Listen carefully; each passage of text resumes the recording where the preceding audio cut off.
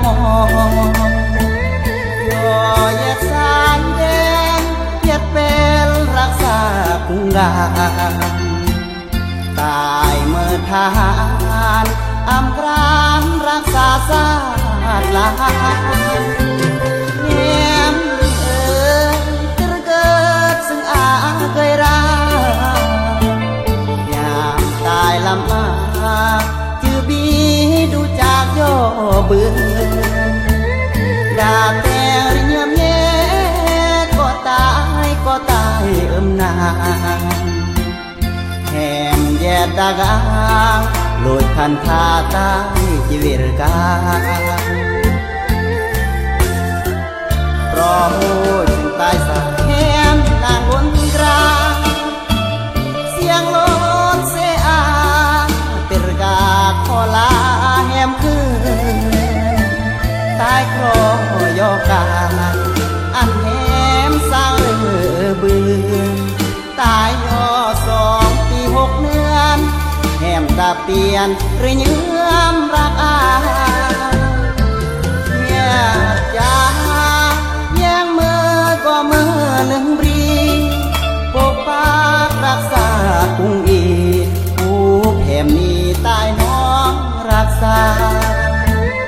จากแหมโยแล้วแหมแก้วจงราบูชาเพรตี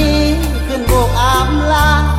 แล้วคนกราคนรักเดตา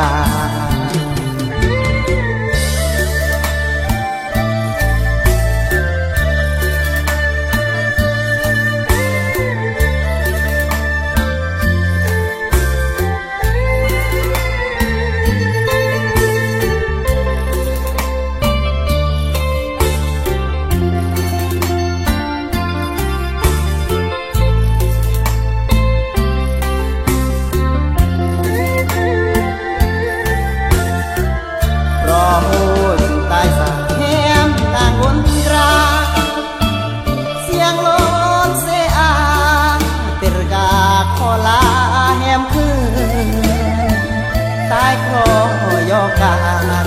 อันแหมสร้างเรือเบือนตายย่อ2 ปี 6 เดือนแหมตาเปลี่ยนหรือเยื้อมรักอาแย่จ้าแย่งมือก็มือหนึ่งบรีปกปักรักษากุ้งอีผู้แผ่มนี้ตายน้องรักษา